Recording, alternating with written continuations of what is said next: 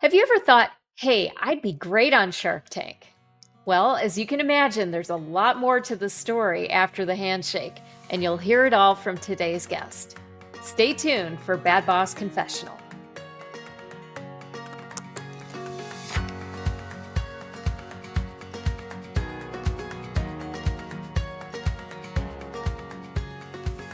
Hi, I'm Beth Fahey, and welcome to Bad Boss Confessional. I've been a leader for over 30 years, and I'll tell you the truth, I've made plenty of mistakes along the way. The thing is, those mistakes taught me more about leadership than any success ever did. This podcast is where we get honest about the moments we'd rather forget and discover why they're actually the ones worth remembering. Each week, I talk with leaders who aren't afraid to share their worst bad boss moments and what they learned from them. Because here's what I know. Every great leader has a story that they're not proud of. This is where we tell those stories.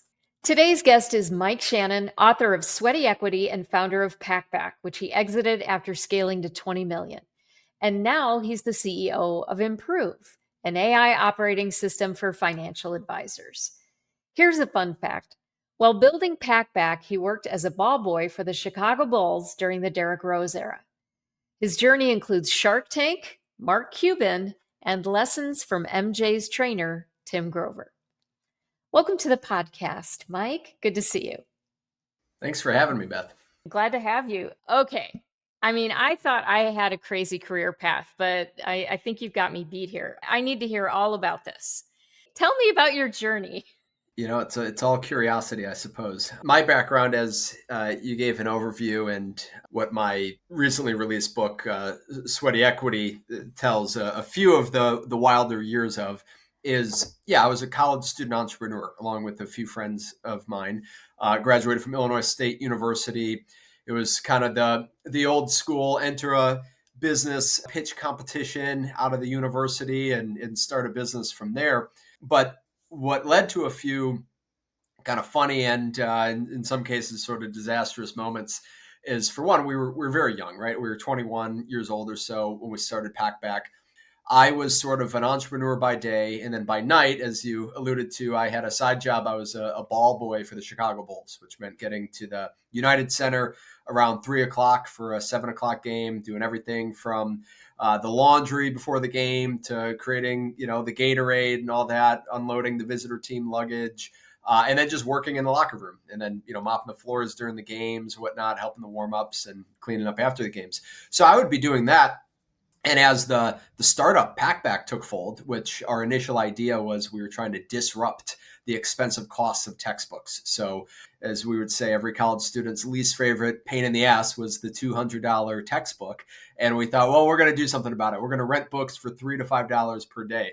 And spoiler alert, after 4 years of trying it, it didn't work and we pivoted.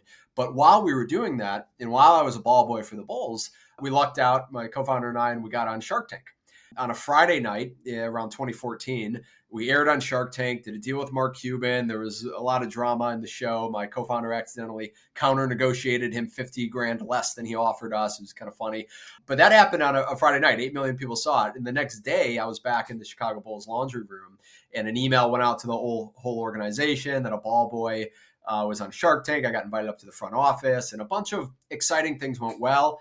And then the whole business model didn't work, and a bunch of things went bad. And we went through some tough management conversations and investor, kind of shareholder things we had to do to then get to the other side and pivot. So that's a little background, and we can go anywhere on Bad Boss Confessional that you want from there.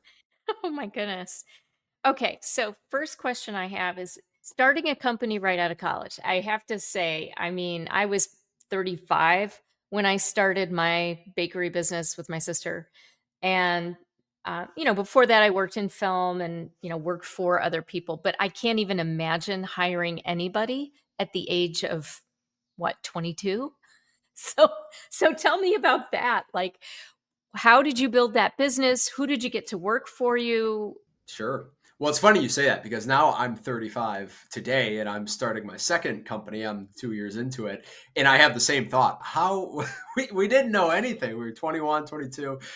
I mean, even later on, as we had, I don't know, 50 or so employees, I'm still only 25 or 26 at that point. So a whole lot of learning. First and foremost, what comes to mind that I was really beneficial to have were just great mentors and advisors around us. So I can remember our second angel investor ever is a guy named Corey Farringle. And, I'm very close with him to this day. We co-host a podcast together called Momentum Mode. And, we unpack leadership and growth tactics with a lot of different leaders. And so somebody like Corey, right, he was entering his first like very large company CEO role after having been an executive for a number of years. And Corey would just sit with us, while we were working. We'd go to, at the time, 1871 co-working space, and we'd have somebody like Corey sitting next to us, right? And then as we built the team around us, I remember doing CEO coaching with a guy named Mark Ackler, who teaches at Northwestern Kellogg today and had built a variety of companies, invested in a variety of companies. And so I think the best thing that and there were, folks that were closer to us in age too, that were sort of like, big brother, big sister figures to us. The best thing any young operator, it doesn't have to be an entrepreneur, but young operator can do is surround themselves with sort of this, call it augmented, team, augmented board of directors, even if it's not a board of directors, to then bounce decisions off of. Where hubris can take part is when you don't go to those, mentors and, try to navigate solo for a while and step in potholes that they could have, guided us from. And I can share stories on that. But yeah, people around us was the best thing. Wow. Okay. So a lot of great mentors. Tell me about the journey to 120 people. Like that's where I'm just like a little, I'm just impressed. Right. So, and you're a young guy. Yeah, no, I appreciate it. It was a number of years before Packback caught on to something, that had a grip of traction that we thought, okay, we can scale and repeat this. So let's see, we started the company in 2011. And from 2011, by 2013, we were probably like an 8 or 9 person team, right? So like the first 2 years. And then by 2015, when that business model didn't work out, we were probably like a 15 person team, right? So there's like 4 years of not really being a huge team. But even at that level, I can remember, hiring a few folks that were in their like early 30s. And I remember being 24. I can give you a moment. I sat down. Things weren't going well on this first textbook rental business model. There's a story of this in my book, Sweaty Equity. When things were not going well, I had a senior employee, very, very key to what we thought we were trying to achieve. And he asked me to get coffee. And I'm the CEO. I'm 24 years old. He's about 30. And we sat down and he was, a bit stressed about things, reasonably so. And he said, Mike, I thought CEO and, executive, we're about to roll up our sleeves and figure things out. He said, Mike, we need to hire a real CEO. And I'm the CEO, right? So that's not a great moment as a 24-year-old. And I remember my only rebuttal at the time was, we can't afford it. We didn't have the money to hire a real CEO. We're stuck with me. So, around that time, though, that was a nice impetus where, I think I leaned further into some coaching with people around me.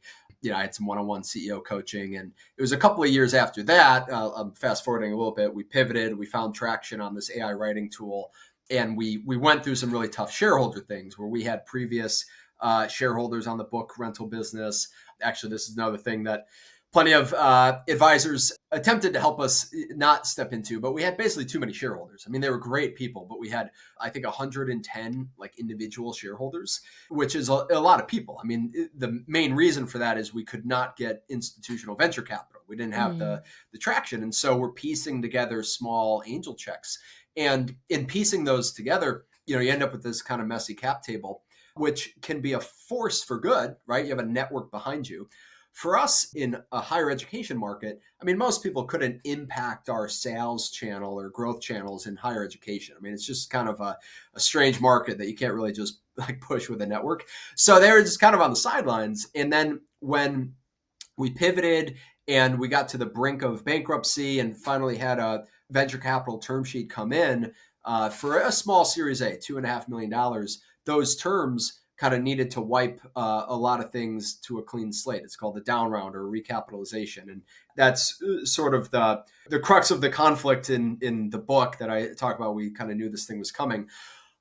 So when that happened, 110 or so like shareholders have to go through this recapitalization. You got to, reach out to somebody we admired, like a Mark Cuban, and say, hey, look, the share price has gone underwater. And so all these tough things that as a co-founder team, and there's a lot of like, young co-founder debates and uncertainty in there that we're figuring out. So when we get to the other side of that, and now we have something that's getting traction we can build upon. Well, now there was at least more, early gray hairs for that young founder team and more people that were like in the cockpit around us. So back to your question of getting to 120 employees, at that point, there's still plenty of challenges of figuring out how to manage, systematically and think about managerial leverage. But it wasn't like we were just right out the gates and then there's 120 employees. We'd gone through a lot of growing pains. Wow. Do you have a story that you'd like to share with our listeners around your growth journey? Because at 35, I mean, I think you're still a kid because I'm just like, well, I have 2 kids, so that makes me what? And I don't want to dismiss it because when I felt like I was 30, when I was 35, I felt like I was 100. Yeah, sure. Right. The gray hairs they're coming in. I guess like if I had had some of the insight at that age that it sounds like you've gained. I mean, if you have enough to write a book and enough reflection and introspection to do that, I'm curious to know what it is that might have tripped you up in the past, and just curious if it's something that is a theme. I mean, so what's your story and what would you like to share with our listeners? Happy to. I've got a long catalog to pick from. It's funny. It's almost a backhanded compliment when somebody says, "Hey, there's this podcast called Bad Boss Confessional, and you would be a great guest." So, but they were right. Totally, I've got plenty to share. So, actually, the moment that comes to mind is maybe not as dramatic as some of the things in the book. Right, the book is all the founder fighting to survive, saving a deal because the company is on the brink of collapse, the shareholder stuff with Shark Tank, all that. But getting past that storm and really learning to go from being like a hustle first founder to a manager of a scaling organization. The moment that comes to my mind, this was around 2019. So I'm, about 8 years into being an entrepreneur. And at that point, really like a CEO, and I had some executive coaching and stuff. So, an executive team. We were probably 75 employees at the time. We were entering a hiring phase that would take us to 120 or so. And COVID hadn't yet hit, so we were all still in person. I remember coming to the realization that I was doing a very poor job of leading and organizing our executive team weekly meeting. And I say meeting really as like the tipping point to the leverage that, a CEO or an operator ought to be tapping into from a management team. And so I'll share a few things, and it all kind of boils down to 2 themes that are huge for me today in building a second company, which is a systems mindset and thinking in managerial leverage, which, spoiler alert, the 2 of the books of many that helped me really understand these things: High Output Management by Andy Grove, big fan of that, and then Traction, which obviously you're familiar with EOS. The moment is, fall of 2019. We're getting ready to go from 75 employees to 125. We've got something that's working. We're maybe at that point, 2019, we're probably around 3 million revenue, right? But we need to figure out how to get to 10 million annual revenue. And I just realized, wow, I've been neglecting the executive team meeting to the point that, it was not happening frequently enough because I would be unprepared for it. This is a Monday morning kickoff, right? In theory, it turns on all systems, but I'm prioritizing other things throughout the week. And I remember my mentality had been that, well, management in the executive team is like this overhead layer where the real like results are gained and the needle is moved is on the field. That's what, as an entrepreneur, we come up in the arena on the field, like go save the deal, go do this, that, the other.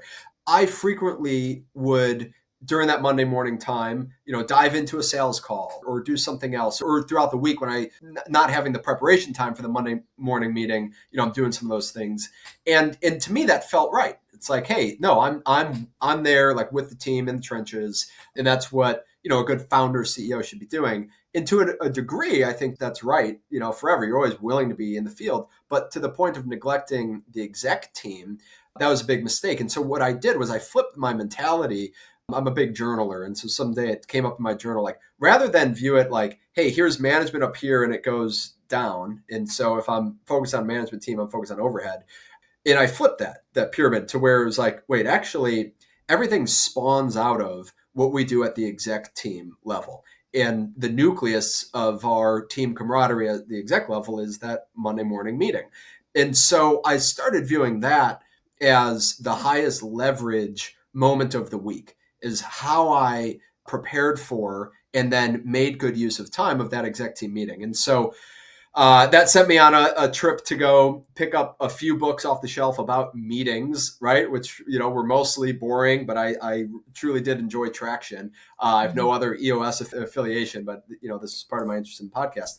So then it was, all right, my CFO, who was one of my co-founders, Nick, and I got together and put together the first draft of a company scorecard. And it was like, all right, Nick, I know that I would let things fall through the cracks or whatever as the meeting manager. And I was sort of the leader of the meeting, not sort of, I was the leader of the meeting. But we decided, hey, Nick, you're the keeper of the systems. So the CFO really became the manager of the meeting. And so then Nick said, okay, yeah, I'll pull, this, that, and the other thing for the scorecard issues list. Nick's kind of managed that. We had a few other things. We would create sort of like a systems scorecard where the CFO and I would sit and look at the company's systems, which was systems of management. This process is supposed to occur through steps 1, 2, 3, 4, and 5. Is anything breaking in that? And actually like create these visualizations of how the system's working. And that's how I think about building a company now, is it's this series of systems. And like, do I know what's supposed to connect to what and where there's manual breaking points versus automation and all that. But yeah, it was coming to that Monday morning meeting, turning that into something I really focused on. And I'll cut the story short by saying my CTO, who Craig Booth, he's Dr. Craig Booth, a PhD astrophysicist. We had this amazing CTO. He came to me after and said, Mike, I realized that we had gone from having a bad Monday morning exec team meeting to having a good Monday morning exec team meeting. And over the past few weeks and months, I've actually felt like I'm at a better, stronger company. And I was like, to me, is like, why did I do this, a year or 2 years ago? But I'll stop there. I'll like never just blow the Monday morning exec team meeting again, because that everything was falling apart from there. And when I fixed it, everything kind of came together and it was more of a machine. Yeah. The level 10 meeting, which you're describing, is the one in traction. That agenda is so powerful. And I always teach my clients, like, this is the biggest bang for the buck tool, like right out of the gate. And the good news is that people can start having those immediately. And even if, for those listening that are not running on EOS, have a look at that level 10 meeting agenda, because it will absolutely change things. And I think what you're describing there is this phenomenon that I see all the time, where at the beginning, people are like, we don't have time for meetings. We don't have time for meetings. And then after using the system for a while and seeing how effective they are, it becomes the most important 90 minutes of your entire week. And people become like really protective of that time. And when I had my bakery business, we rolled it out and I thought, the cake decorators, the bakers, they're never going to do this level 10 thing. It's not going to work. But we were persistent. And, during the rollout process, we were insisting on it. And who of all the teams that I had, in this 32 person company, it was the production team that wouldn't miss a meeting. Like the world just stopped at 10:30 on Tuesdays and they had to go have their meeting. So it makes all the difference. So what do you feel like, thinking about like what it meant for people to have this meeting? Like, what do you think it allowed for them? It's an interesting question. So the way I would operate it, again, with my CFO and the rest of the team, is that the issues list was the catch-all net, right? So everybody throughout the week could toss anything into the issues list. What was happening, and this was sort of like a habit that I found myself realizing, okay, you've got to coach and sort of train this new habit where people would come to me, members of the executive team, hey, Mike, fill in the blank problem, right? Which is like, folks delegating to me, like, hey, figure this thing out. And what I started saying was, okay, great, please drop that in the issues list. Please drop that. Because most things are not like, it's a fire right now, go handle it. But I would operate like that, especially as a young CEO for a number of years. Like, you're used to being a high performing employee, right? Or high hustle entrepreneur. So when somebody comes to me with something, it's like, I want to please that individual or prove my work ethic or whatever. So I go jump on it. And then you're just, as CEO, head spun all over. So instead, okay, hey, drop it in the issues list. And then I had a reserved time, primary role for the meeting. Again, the CFO was like the meeting manager of the structure around it. But then my time was to make the CEO judgment calls of prioritizing the issue list. And so what impact did it have on the rest of the team? I think it did primarily two things. One, it ensured that everybody knew there was a place to bring things, right? A poorly run meeting, it's like whoever's the loudest talking up, gets their issues across the table live. That's basically a very poor way to source issues. So everybody, could equally like surface and put the right issues in the right place. And then again, that could bubble up from their teams. But then there was also the confidence that, hey, there's some thought going into how we're spending this combined executive team, very expensive time, on the most important, highest leverage issues. And somebody might disagree with me when I say, hey, I think this is, issue number one. We're talking about it first. But at least like everybody knows, okay, there's thought going into this. There's a design to it. And I think that brought peace of mind that like, okay, I at least know when I put these issues in, like, they're getting to the table, the right table, the highest, leverage table. And then there's going to be like a fair logic of how we attack, what in which order. And that all ties to the priority order, ties to, we did objectives and key results. I mean, rocks would be the framework for OES. But yeah, like if it didn't tie, directly to the company objectives, either the company objectives were in misalignment to the North Star, or it was just something that like we needed to be able to put to the side because a whole lot of things that you could spend time on, come up in the course of running a company. So yeah, like just peace of mind and alignment, I think, across the exec team. Yeah, I mean, there's something to be said for everybody taking a breath and looking at the issues list and saying, all right, what's really the most important things here? What do we need to solve? And as long as those meetings are less about discussion, just discussion for discussion's sake, and more you're there to solve a problem and move that forward, that's the difference. And that's what I think makes so many meetings just terrible, is that people just come in and they report, or they go on fact finding missions and they want more information, more information, more information. And it's like, that time is valuable, and choosing instead to spend it focused on what the root cause of the issue is and then solving that issue in a meaningful way so that you're taking steps towards that issue not coming back on your issues list over and over and over again, which, you know, that's why it's death by meeting for so many people out there, right? Yeah. You start to feel that traction, right? Because then there's the to-do list, right? Which again, for me, the CFO managed that. So if something came out, oh, hey, Taylor, who ran our revenue operations, Taylor's taking a to-do on this. All right, well then Nick, the CFO, takes down, all right, Taylor's got the to-do there. And it's just the machine's running. We know that next week, all right, it's going to come back, hey, Taylor, what's the update on that? And it's not this, like you said, this fact-finding or investigation that occurs, ad hoc every week. It's like, the system is running. And it, for me, from a CEO standpoint, it allows this clarity of being able to see where there's, a piece of the system that's breaking, right? Hey, these to-dos over here and, in the revenue side of things, like keep bubbling back up again. Like we probably need to investigate, and there's something more Mhm. core to be fixed there. But when you don't have like the uniformity of how you're viewing the company on a weekly basis, it's hard to get that pattern recognition. Yeah. Well, if we can just make meetings better, then work life would be better for so many people, wouldn't it? That's true. I mean, I think AI is helping a lot with that now, but not a total fix. You're going to a subject that I'm going to go off course a little bit here, but I'd love to know what you're currently working on, because AI is on every single one of my clients' issues lists. So tell me about this new venture of yours, Impruve.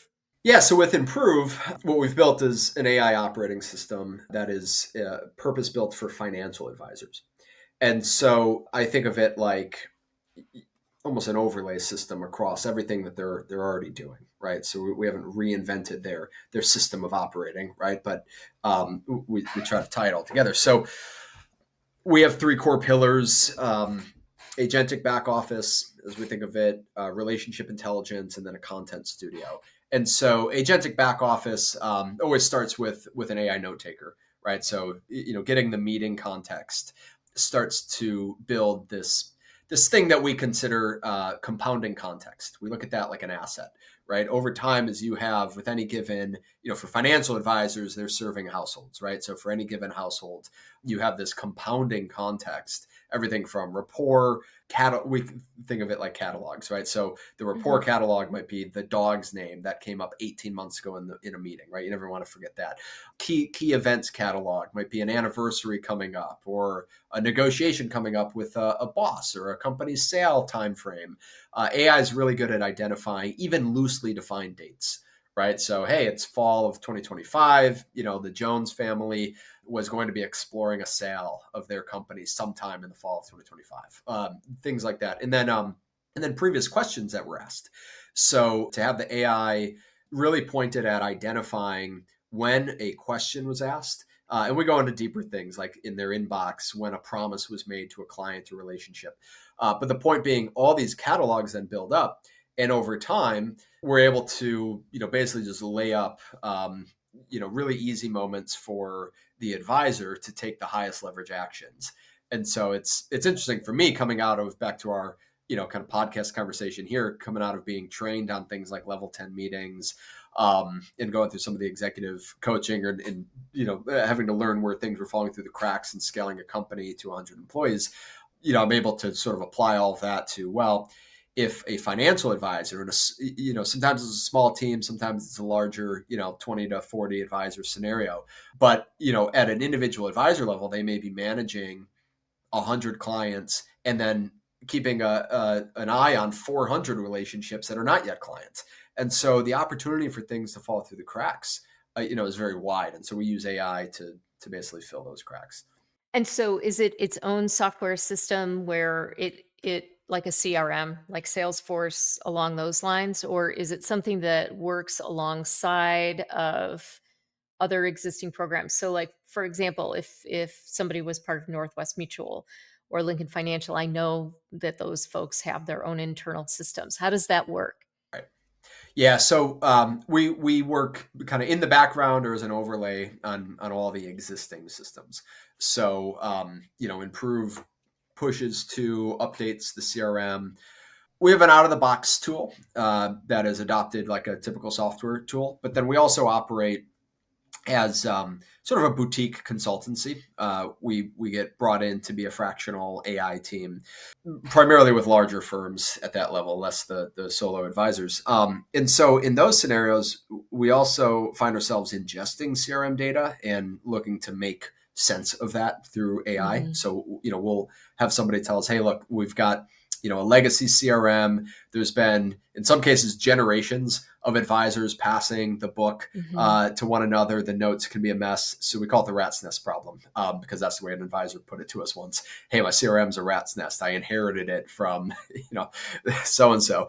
And so to ingest like a messy data set, and pull sentiment analysis out of that, pull any variety of like actionable scorecards for advisors out of that. That's a pretty interesting thing that we do on the consultancy side, because we typically take that like in a pretty custom manner.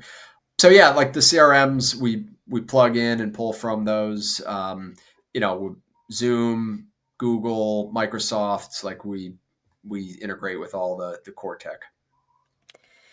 So, since AI is on nearly every one of my clients' issues list, What do people get right about AI and what do they get wrong about AI? Sure. Well, I'll give you a little bit of the origin of how we landed in focus on financial advisors. So there's so many capabilities that AI can do and help with. The access to the APIs for these large language models, right? Whether you're building on GPT or Claude or any of these other models, the access is pretty much open. And so I think in order to build something that's effective, the deeper under the hood. So we think about going deep rather than going wide. The deeper under the hood into the workflows, into the nuances of the existing tools like a CRM, in how best to integrate into them, right? Because if we take simple example like a meeting transcript and have that update the CRM, the simplest thing to do is just take the AI notes and just drop those into a note in the CRM, right? But Mhm. a deeper integration would be, hey, here's all the existing fields that they are manually going in and updating. And Mhm. so you have to be more thoughtful and kind of really get to know, for us, the client, and get under the hood of their system diagram. So I think what people get wrong is being too shallow, right? So let's chase after like a whole bunch of scale way too soon and have, kind of like lightly integrated tools that get somebody, maybe 70% of the way there, but that 30%, remains a pretty big hassle. So for us, when we started building Impruve, my brother Danny is my co-founder.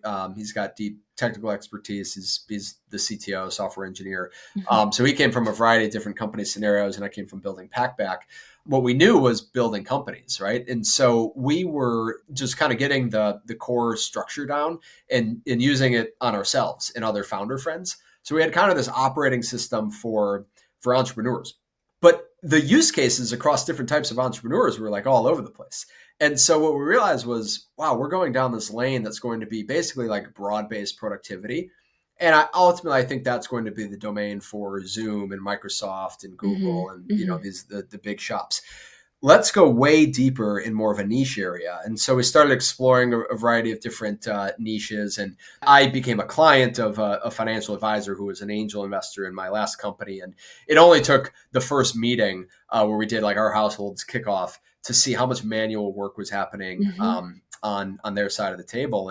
And so I remember calling up the advisor saying, "Hey, what's going on with AI with this?" And this was, basically toward the end of 2024. And he said, "Hey, I can talk your ear off on this. Here's all the ways it could help us."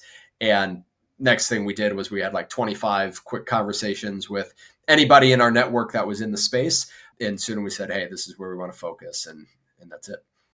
Yeah, I think it's a good move because I mean, I one of my financial services clients, we spent I think 2 hours of IDS time using the EOS Getting What You Want tool and working backwards from what they wanted, which was clean data, right? And then we're just kind of working backwards and talking about their process. And when I learned how many steps and how much really important small data was getting lost, and what this was doing was keeping those financial advisors stuck and doing a lot of their own data entry because it was kind of all floating around in their head when they could have been out making more contacts, doing things that were a better use of their time. And just them even documenting that process was part of the big aha. But it's, until I met you today, it felt like just a really laborious manual process and one that the handoffs were not clear. So good. Yeah, we see a lot of that laborious, and then also, like you said, these small leaks, not from sometimes from a security standpoint, but just from a productive standpoint of little things that could have been helpful, 7 months later in that client engagement process, or operationally things that just could slip, and then it results poorly on the firm for their client service. So Yeah. yeah, there's a lot of opportunity, and we're having a lot of fun being in the space. Cool. So how many people are in your company now? Like, is it just you and your brother right now? Yeah, we're the founders. We've started building out, a small team, but it's interesting. It's a way different scenario. Like in 2011, starting my first company, the thought was, all right, I mean, business plan, and then go try to raise capital, and then build a team and go from there. Like we look at everything for one in truly a visual of the jobs to be done, right? I mean, we look at our clients. What are the jobs to be done for the client? That's a kind of a company building framework, and then figure out where our software can contribute to those jobs to be done. But when we put the mirror on ourselves and look at it too, it's okay, job to be done here, like little task or big job, whatever. Can AI fill that gap? Okay, there's a lot of like fractional really strong people, can a fractional, like really strong, team member fill in there. And, you kind of build your way up to, should full-time, Hmm. be kind of plugged in here. But yeah, it's a different scenario. We've got a lot of flexibility, and it's cool coming out of, 13 years building a company. Like we've been getting folks that I've worked with, or Danny's worked with for a number of years, involved, and it usually starts at a fractional capacity. But that's another thing. One, not being 21, 22, right? So having somebody who's in their 30s say, hey, we need a real CEO, not having to deal with that. But then also like really being able to identify talent and having working history and familiarity with great talent that can jump in. So like it changes the game. You add AI to that, and it's just like, it's a pretty fun time to build a company.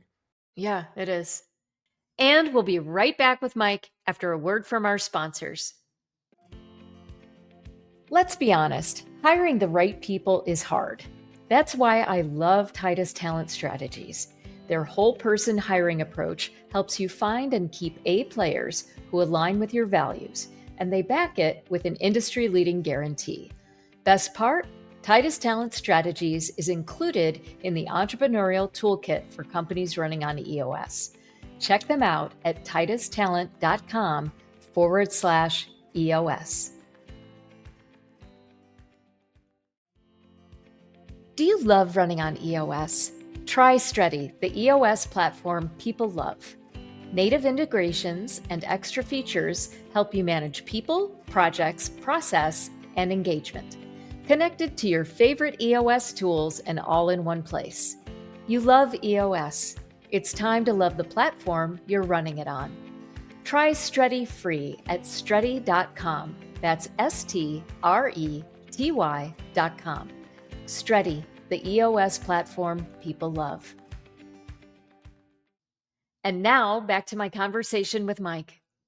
All right, so I'm going to ask you a question I ask all my guests. If you were to get a tattoo somewhere on your body that reminded you of something that you've been told you need to work on, or yourself that you need to work on, what would that tattoo be and where would it be located? Oh, wow. I have no tattoos. Um, so I don't have tattoos, but my version of a tattoo is my like daily journal, and Mm, so I have. You're gonna be able to see this, but these are basically like my tattoos. Is at the top margin of my journal. There's certain things.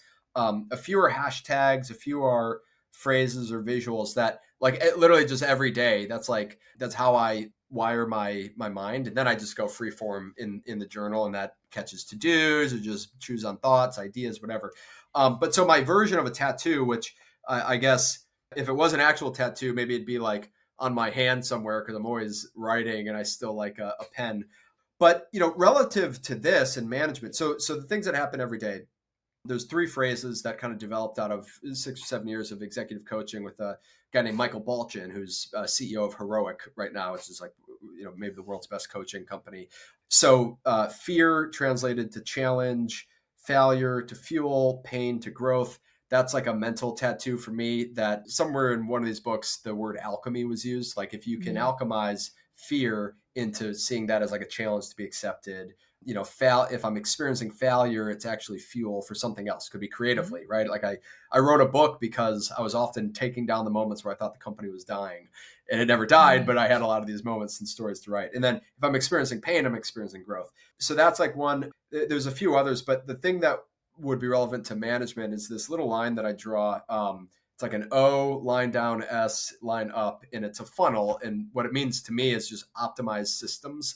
So literally every day I write that, like, I get the mental thing, fear to challenge, accepted, all that, but then optimize my systems. And I try to just retool my mind to that. And it goes back to the story I was telling about running a terrible exec team meeting until I got that system down. It's like, I'm not going to spend my time wisely. And now I have 2 kids, right? Like, there's other priorities unless I optimize my systems. And, it's the old line, I think it's Abraham Lincoln, where, if he had like 3 hours to cut down a tree, he'd spend 2.5 of them sharpening the axe. I always thought it was a waste of time to sharpen my axe. Similar thing to like optimizing my system. So now it's like, start there before I jump into all the tasks and the follow-up email I could send and this thing or that. It's like, go a little higher level, optimize my systems. And so I think that would be the tattoo. Yeah, that's great. And trust me, with those kids, you're gonna you're gonna have a lot of systems coming up because yeah, it's managing it all. It's fun. I'm envious of you being back at the beginning there with your kids. It's the longest, shortest time. Yeah, no, I agree. And actually, just on that point, and this has been so fun. My 4-year-old just started riding a 2-wheel bike, and we've started like tossing a tennis racket around and dribbling a basketball. But the other thing that's written there is I love this math equation: 1.01 to the 365 equals 37.8. The notion that 1% improvement compiled on a daily basis, ends up with this huge result. And so from a parenting standpoint, or that would be close to being a tattoo for me as well. It's like, okay, if you can also design the systems that then generate 1% improvement daily, it's like, no matter where I am in the race, competitors way ahead of me or not, like, we just daily improvement, optimize the systems, keep going, Yep. and you get where you want to be. Yeah. Well, it's been a pleasure getting to know you, Mike, and we'll have to get some coffee or something sometime soon. And I want to explore your book and read that. Sweaty Equity. That sounds like an amazing story. So thank you so much for being on the podcast. Yeah, Beth, thanks for having me. I look forward to the coffee. Love the show. So it's an honor to be on it. Awesome. Have a great day. You too. Thanks to Mike Shannon for sharing his wild story about the early years of entrepreneurship. If you enjoyed today's episode, please like, subscribe, and share with friends who need to hear this. Thanks for listening to Bad Boss Confessional. We'll see you next week.